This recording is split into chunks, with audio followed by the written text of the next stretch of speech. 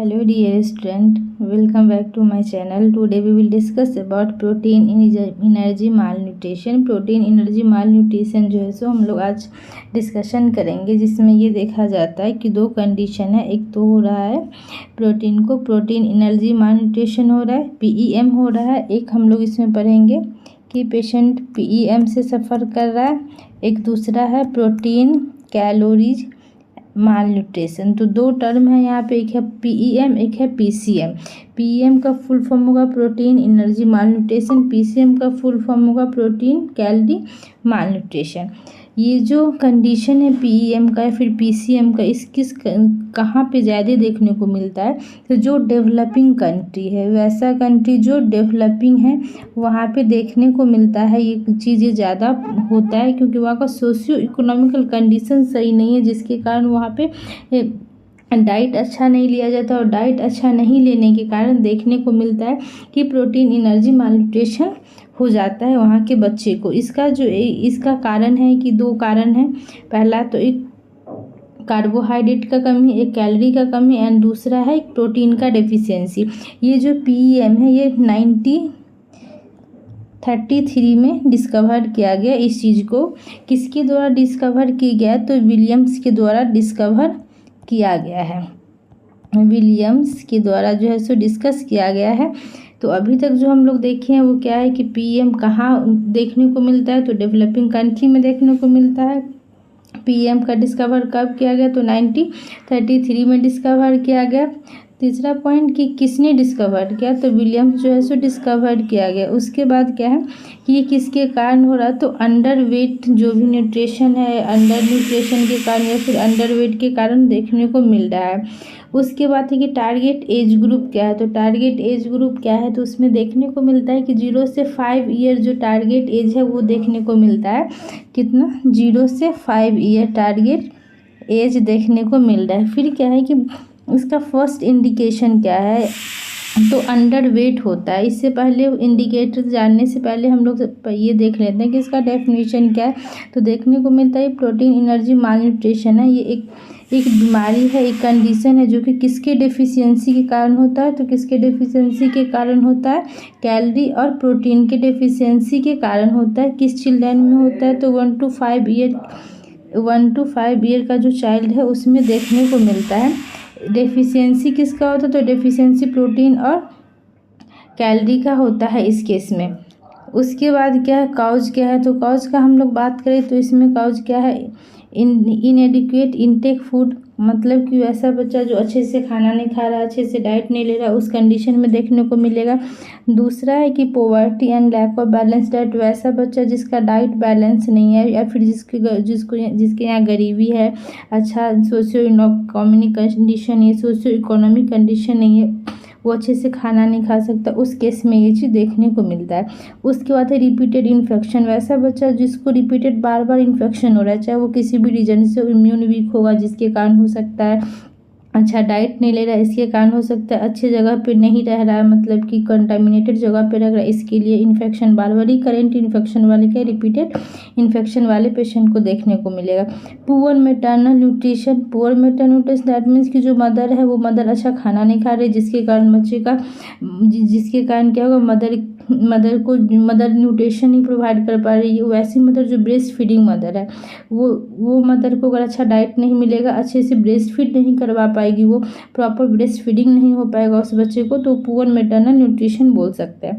Early weaning, मतलब कि जो बच्चा है उसको बहुत पहले ही वीनिंग स्टार्ट कर दिया जाएगा। वीनिंग का मतलब होता है जो बेबी को ब्रेस्ट फीडिंग से हम लोग शिफ्ट करते हैं सेमी सॉलिड डाइट पे, जैसे कि जब बेबी 6 मंथ का हो जाता है तो हम लोग उसको क्या करते हैं, दाल का पानी हो गया है, फिर जो सेमी सॉलिड डाइट है वो डाइट स्टार्ट करते हैं, उसी को बोलते हैं वीनिंग। मतलब कि 6 महीना के बाद जो बेबी कुछ खाना स्टार्ट कर देता है, जैसे खिचड़ी वगैरह हो गया, तो उसी को हम लोग वीनिंग बोलते हैं। मतलब ऐसा बच्चा जिसको पहले से ही 6 महीना से पहले से ही खाना देना स्टार्ट कर देती है मदर, तो वैसे बच्चे में देखने को मिलता है PEM का या फिर PCM का कंडीशन देखने को ईजिली मिल जाता है।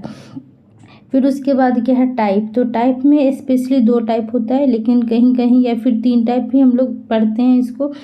पहला है मरासमस, दूसरा है क्वासिकोर और तीसरा है मारास्मिक क्वासिकोर, इसमें भी क्या होता है कि लास्ट वाला को हम लोग बोलते हैं मिक्स, फिर मिक्स्ड पीएम बोला जाता है कि इसमें जो डेफिशिएंसी होता है वो CHO का भी होता है एंड प्रोटीन का होता है, दोनों का डेफिशिएंसी। अगर हम बात करें बस मरासमस का, तो मरासमस में किसका डेफिशिएंसी होता है? बस कार्बोहाइड्रेट का, इसमें डेफिशिएंसी होता है। फिर कैलोरी का डेफिशिएंसी होता है, CHO एंड कैलोरी का जो है सो डेफिशिएंसी होता है।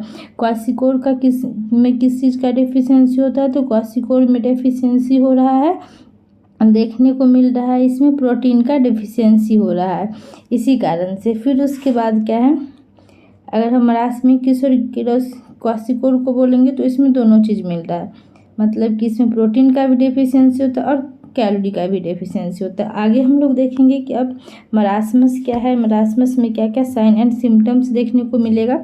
इससे पहले हम लोग देखते हैं डिफरेंस क्या होता है। डिफरेंस का बात करें, जैसे कि आप लोग यहाँ पे देख सकते हैं, ये दोनों टाइप का जो बेबी है उस बेबी का फोटो यहाँ पे दिख रहा है कि जो क्वासिकोर वाले बेबी हैं वो ज़्यादा एडिमा नेचर के हैं, फिर फैटी है, और जो मरासमस है वो बहुत ज़्यादा ही स्लिम है। दोनों में डिफरेंसेस है, कुछ स्पेशल साइन एंड सिम्टम्स इसमें देखे जाते हैं। तो जैसे कि इसमें क्या है डिफरेंस देखेंगे मरासमस और क्वासिकोर में, तो डिपेंड करेगा इसका किस पे, साइन सिम्टम पे और कॉज पे जो है सो इसका सारा चीज़ें यहाँ पे डिफरेंसेस क्लियरिफाई होगा। तो जैसे कि हम लोग साइन सिम्टम और कॉज यहाँ पे कंबाइन में ही पढ़ लेंगे। तो मरासमस का फर्स्ट ऑफ ऑल बात करेंगे, तो मरासमस वाले बच्चे में जैसे कि हम लोग पढ़े थे कि किसका कमी होता है, कैलोरी और प्रोटीन का कमी होता है, ठीक है। इसी तरीके से अब देखेंगे कि जो मरासमस है उसमें एज ग्रुप क्या होता है। तो मरासमस में एज ग्रुप होता है 0 से 1 ईयर, और वही अगर हम बात करें कि क्वासिकोर का कितना होता है, तो क्वासिकोर में 1 to 5 ईयर एज ग्रुप माना गया है। एग्जाम में पूछ देता है कि मरासमस का एज ग्रुप क्या है या फिर क्वासिकोर अफेक्ट होने का एज ग्रुप क्या है।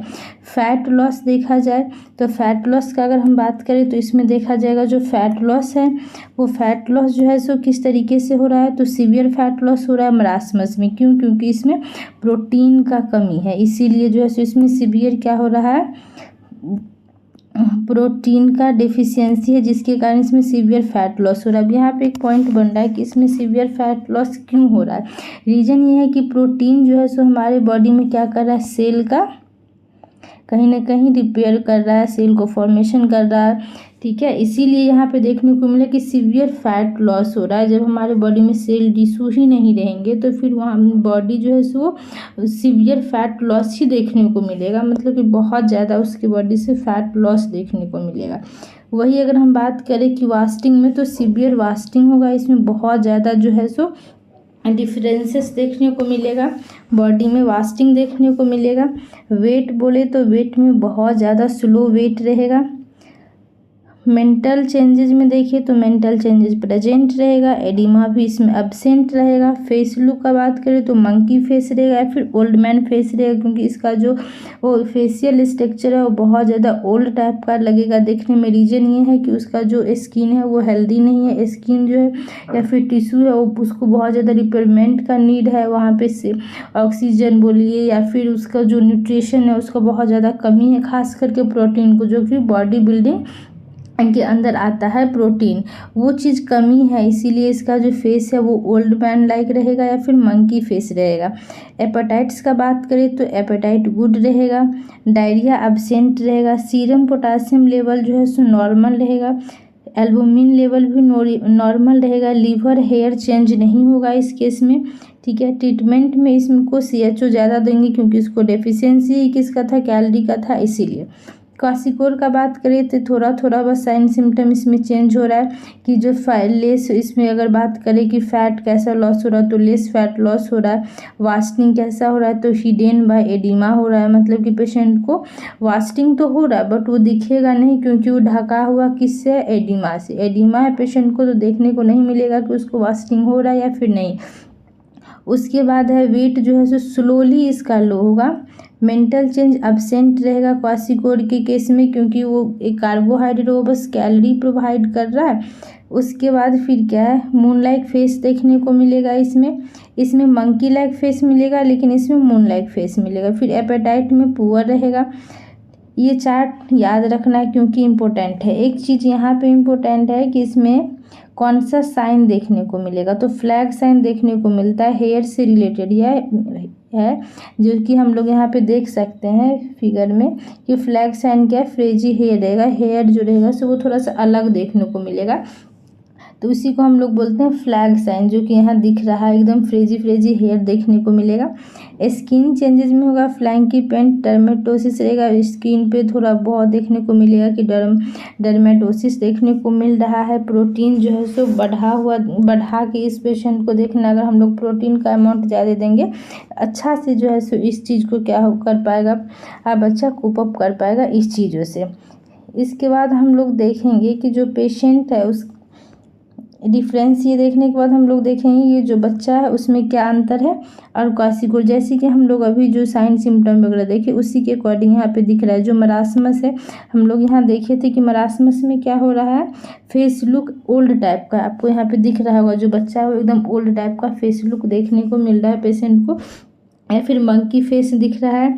इस पेशेंट को डायरिया नहीं हो रहा है, साथ ही साथ और हम लोग क्या देखे थे, वास्टिंग, सीवियर वास्टिंग देखे थे। आप इस पेशेंट को, इस बच्चा को देख सकते हैं कि कितना ज़्यादा इसका जो है सो वेट है, बहुत ज़्यादा लॉस हुआ है, या फिर बोल सकते हैं कि बहुत ज़्यादा ये बच्चा थीन है। तो ये जो फिगर है वो क्लियरली बता रहा है कि जो बच्चा है उसका फेस चेंज है थोड़ा सा कंपेयर टू नॉर्मल चाइल्ड। साथ ही साथ आप बोल सकते हैं कि सीवियर वास्टिंग है, सीवियर इसका फैट लॉस है, साथ ही साथ क्या है, वास्टिंग बहुत ज़्यादा है बॉडी में। एडिमा जो है सो एडिमा कहीं नहीं दिख रहा है इसमें कहीं पे भी, लेकिन वही अगर हम क्वासिकोर का बात करें तो क्वासिकोर में जो है सो एडिमा दिख रहा होता है। क्वासिकोर में एडिमा क्यों दिख रहा होता है, क्योंकि क्वासिकोर में वहाँ जो पे देखने को मिलता है कैपिलरी जो है प्रेशर वो बहुत ज़्यादा रहता है इस केस में, इसीलिए जो है सो एडिमा देखने को मिलेगा। बल्जिंग देखने को मिलेगा, बल्जिंग एब्डोमेन रहेगा, मतलब कि जो बच्चा है उसका स्टमक जो है सो निकला हुआ देखने को मिलेगा। फेस जो रहेगा वो गोल मटोल रहेगा, क्योंकि ये बच्चा एडिमा से सफ़र कर रहा है इसीलिए इसका फेस जो है सो मून शेप का रहेगा। थीन एंड ब्रिटल हेयर रहेगा, दोनों में अलग अलग चीज़ें देखने को मिलेगा। तो ये सारा डिफरेंसेस है कि इसमें कुछ इलेक्ट्रोलाइट है वो भी चेंज मिलेगा, क्योंकि इलेक्ट्रोलाइट इसलिए चेंज मिल रहा है कि कहीं ना कहीं यहाँ पे देखने को मिल रहा है कि न्यूट्रिएंट्स का कमी हो रहा है, माइक्रो न्यूट्रिएंट्स का कमी हो रहा है, इसीलिए जो है सो इलेक्ट्रोलाइट भी चेंज मिलेगा। जैसे कि हम लोग यहाँ पे देखे थे कि यहाँ पे पेशेंट को हाइपोकैलेमिया दिख रहा है, सोडियम का लेवल कमेगा, हाइपोकैलेमिया देखने को मिलेगा, एल्बुमिनिया देखने को मिलेगा। तो ये सारा चीज़ जो है सो कम हो रहा है, क्योंकि सारा चीज़ का मेन रीजन ये है कि जो मेजर फैक्टर है, या फिर बोल सकते हैं जो बॉडी बिल्डिंग जो चीज़ें हैं वो कहीं ना कहीं डिस्टर्ब हो रहा है, चाहे वो प्रोटीन हो या फिर बोल सकते हैं कि टिश्यू रिपेयर करने का चीज़ें हो। आप लोगों को पता होगा जो सेल है टिश्यू, वहाँ सोडियम पोटासियम होता है, दोनों का रिएक्शन होता है, दोनों वर्क करता है बॉडी में, दोनों बैलेंस होना चाहिए, जो भी सोडियम है और पोटासियम है। यहाँ पे क्या हो रहा है, दोनों इलेक्ट्रोलाइट जो है उस चीज़ कहीं ना कहीं डिस्टर्ब हो रहा है, जिसके कारण ये चीज़ देखने को मिलेगा, चेंजिंग देखने को मिलेगा, हाइपोकैलिया एंड हाइपो एल्बुमिनिया देखने को मिलेगा। साथ ही साथ फ्लैग साइन क्या है ये याद रखना है कि जो बेबी है उसका हेयर कैसा रहेगा, फ्रेजी टाइप से हेयर उड़ा हुआ देखने को मिलेगा, ठीक है, मतलब जो स्कैल्प है उससे अपर साइड में देखने को मिलेगा, अजीब सा फ्रीजी सा लेयर रहेगा। साथ ही साथ यहाँ पे लीवर स्वेलिंग भी देखने को मिल सकता है, क्वासिकोर वाले बच्चा में फैटी लीवर हो सकता है। फैटी लीवर क्यों हो रहा है, क्योंकि इस केस में देखने को मिल रहा है कि कहीं ना कहीं स्टमक डिस्टेंशन रह रहा है, फैटी लीवर देखने को मिल रहा है, क्योंकि इसका डायरेक्ट जो रिलेशन है वो किससे है, प्रोटीन से है। प्रोटीन से जब ये रिलेशन है, प्रोटीन जब भी बॉडी में डिस्टर्ब होता है कहीं ना कहीं में फ्लूइड का एक्युमुलेशन होता है, बॉडी में रिटेंशन होता है फ्लूइड का, और वो एडिमा देखने को मिलता है। रीज़न क्या है कि क्योंकि यहाँ पे मेन रीज़न जो होगा फ्लूइड का रिटेंशन हो रहा है। फ्लूइड का रिटेंशन क्यों हो रहा है, तो उसके पीछे रीज़न ये है कि जो बच्चा है उसके बॉडी में सेल है या फिर टिश्यू अपना वर्क नहीं कर रहा, चाहे वो किडनी पे जो भी सेल एंड टिश्यू वर्क कर रहा है, चाहे वो हो चाहे बॉडी के अदर किसी भी ऑर्गेन और पार्ट में हो, लेकिन डिपेंड ये कर रहा है कि यहाँ पे जो वर्क है वो वर्क अच्छे से नहीं हो पा रहा है, क्योंकि यहाँ पे किसी भी तरीके से देखने को मिल रहा है कि प्रोटीन का मात्रा ही बॉडी में कम है।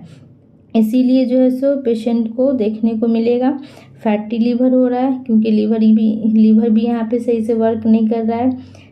साथ ही साथ पेशेंट को किडनी भी सही से वर्क नहीं करेगा, जिसके कारण फ्लूइड का रिटेंशन होगा। अब नेक्स्ट हम लोग पढ़ेंगे कि यहाँ पे डिफरेंस हम लोग थोड़ा बहुत यहाँ पे क्लियर हो गया है कि क्या क्या डिफरेंस है। मेनली जनरल सिम्टम अगर हम बात करें कि दोनों पेशेंट में क्या होगा जनरल सिम्टम, तो दोनों पेशेंट का जब बात करें तो जनरल सिम्टम में होगा पेशेंट वीकनेस से सफ़र कर सकता है, फैटिक से सफ़र कर सकता है। जब ये डेफिशिएंसी होगा तो बॉडी में रिटार्डेशन होगा ग्रोथ का, तो बोल सकते हैं बच्चा जो है सो उसका ग्रोथ जो है सो अच्छा नहीं रहेगा। बच्चा हमेशा थका थका रहेगा, इरिटेट रहेगा। बच्चा खाना भी सही से नहीं खाएगा, वो बात करना भी सही से नहीं पसंद करेगा। मतलब कि देखा जाए तो बच्चा जो है सो टोटली इरिटेट रहेगा। फ्रीक्वेंट इन्फेक्शन देखने को मिलेगा, क्योंकि उसका इम्यून बहुत ज़्यादा वीक हो रखा है, इसीलिए क्या देखने को मिलेगा, फ्रीक्वेंट देखने को मिलेगा इन्फेक्शन। डायग्नोसिस का बात करें तो क्लिनिकल एग्जामिनेशन करेंगे, मेजरमेंट करेंगे, हाइट एंड वेट क्या है बच्चा का ये मेजरमेंट करेंगे, जिससे जितना एज है उसके अकॉर्डिंग वेट है या नहीं, या फिर जितना हाइट है उसके अकॉर्डिंग वेट है या नहीं। अकॉर्डिंग टू एज उसका वेट और हाइट मेजरमेंट किया जाएगा। ब्लड टेस्ट किया जाएगा, ब्लड टेस्ट में एल्बुमिन और इलेक्ट्रोलाइट का टेस्ट करेंगे, जिसमें हम लोग को हाइपोकैलेमिया देखने को मिलेगा, हाइपोएल्बुमिनिया देखने को मिलेगा। इसीलिए हम लोग जो है सो इलेक्ट्रोलाइट का टेस्ट इसलिए हम लोग स्पेशली करेंगे क्योंकि यहाँ प्रोटीन से रिलेटेड प्रॉब्लम है, और एमिनो जो प्रोटीन है उसका एमिनो एसिड का इन प्रोडक्ट प्रोटीन होता है। इसीलिए हम लोग यहाँ पे क्या करेंगे, एल्बुमिन और इलेक्ट्रोलाइट का जो है सो टेस्ट करवाएंगे। अगर नीड है तो हम लोग LFT भी करवाएंगे पेशेंट के को देखने के लिए कि कहाँ पे इलेक्ट्रोलाइट का क्या कमी हो रहा है, कितना कमी है या फिर डेफिशिएंसी क्या है, ये चीज़ देखने के लिए। उसके बाद कुछ टेस्ट आता है इसका बेबी के लिए, साकी टेप आता है, उससे हम लोग मेजरमेंट करके भी पता करते हैं कि बच्चा का जो सर्कमफेरेंस है, आर्म सर्कमफेरेंस वगैरह वो कितना है। वो हम लोग के पास एक मेजरमेंट टूल आता है साकी टेप, उससे भी देखा जाता है इस हॉस्पिटल्स में चेक करके। उसके बाद है प्रिवेंशन में अगर हम बात करें तो कौन कौन सा है, बैलेंस डाइट में सबसे पहले जो भी डेफिशिएंसी है उस चीज़ को एडिक्वेट हम लोग प्रोवाइड करेंगे, प्रोटीन हो गया, कैलोरी हो गया। उसके बाद है ब्रेस्ट फीडिंग 6 मंथ तक तो नेसेसरी है, मदर का जो ब्रेस्ट फीडिंग है बच्चे को देना नेसेसरी है। प्रॉपर वियरिंग प्रैक्टिस, मतलब कि जो वीनिंग प्रैक्टिस क्यों करवाएंगे प्रॉपर, क्योंकि जैसे कि हम लोग को पता है कि जब बेबी 6 मंथ का हो जाता है उसके बाद हम लोग को ब्रेस्ट फीडिंग से वीनिंग पे शिफ्ट करना है।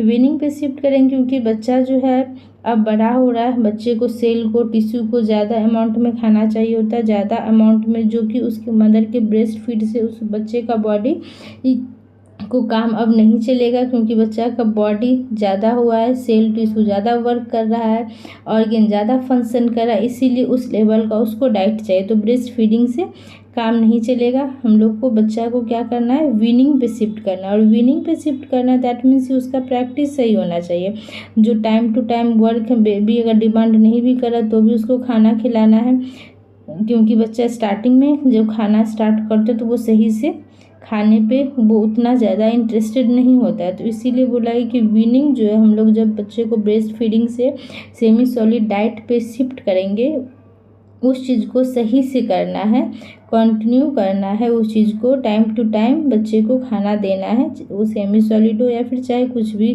खाना, जिस चीज़ में बेबी इंटरेस्टेड है वो चीज़ जो है तो बेबी को फ्रिक्वेंटली देना है खाने के लिए। उसके बाद है इम्यूनाइजेशन एंड हाइजीन। इम्यूनाइजेशन बहुत बड़ा एक फैक्टर हो जाएगा। इम्यूनाइजेशन इसीलिए फैक्टर होगा क्योंकि यहाँ पे ये देखने को मिल रहा है कि अगर इम्यूनाइजेशन आप नहीं करवाओगे तो कहीं ना कहीं बेबी का इम्यून सिस्टम भी वीक होगा, और इम्यून सिस्टम वीक होगा तो देखने को मिल सकता है बच्चे को फ्रीक्वेंट इन्फेक्शन देखने को मिल सकता है। अगर कोई भी बीमारी है वो जल्दी अफेक्ट हो जाएगा, इसीलिए इम्यूनाइजेशन नेसेसरी है एंड हाइजीन नेसेसरी है, क्योंकि बच्चा कहीं भी कुछ भी टच करके डायरेक्ट माउथ में ले रहा है, जिसके कारण किसी भी तरीके का इन्फेक्शन देखने को मिलेगा, डायरिया का कंडीशन ज़्यादा देखने को मिलेगा। इसीलिए हम लोग को क्या करना है, इम्यूनाइजेशन और हाइजीन मेंटेन करना है। ट्रीटमेंट का बात करें तो ट्रीटमेंट में ग्रेजुअली न्यूट्रिशन रिहैबिलिटेशन देना है। वीनिंग पे अगर बेबी को शिफ्ट किया गया है तो वीनिंग अच्छे से देना है। अगर जिस चीज़ का डेफिशिएंसी है वो चीज़ हमको हाई देना है, जैसे कि हाई प्रोटीन डाइट देना है, हाई कैलोरी डाइट देना है। जिसमें प्रोटीन का कमी है उसको हाई प्रोटीन डाइट देंगे, जिसमें कैलोरी का कमी है उसको ज़्यादा कैलोरी डाइट देंगे। लेकिन अच्छा सेल टिश्यू ग्रोथ करने के लिए क्या हाई प्रोटीन डाइट नेसेसरी होता है। ट्रीटमेंट ऑफ इन्फेक्शन, अगर बच्चा को किसी भी तरीके का इन्फेक्शन हो रखा तो उस इन्फेक्शन से दूर करने के लिए हम लोग क्या करेंगे, बच्चे को केयर अच्छे से करेंगे। विटामिन्स एंड मिनरल्स जो सप्लाई चलता है, जो सप्लीमेंट चलता है वो सप्लीमेंट देना है, जैसे कि विटामिन डी हो गया जो कॉमनली चलता है बेबी को, क्योंकि विटामिन डी हो गया, आयरन हो गया, ये सब मदर के ब्रेस्ट फीड में बहुत कम अमाउंट में पाया जाता है। इसीलिए ये सब जो सप्लीमेंट है वो सप्लीमेंट बाहर से नेसेसरी होता है देना बेबी को फॉर द गुड ग्रोथ। तो ये सारा जो था माल न्यूट्रिशन के बारे में था, पीएम कैलोरी के बारे में था एंड पीएम एंड पीसीएम के बारे में। ये सारा चीज़ें हम लोग अभी डिस्कस किए हैं। Thank you student.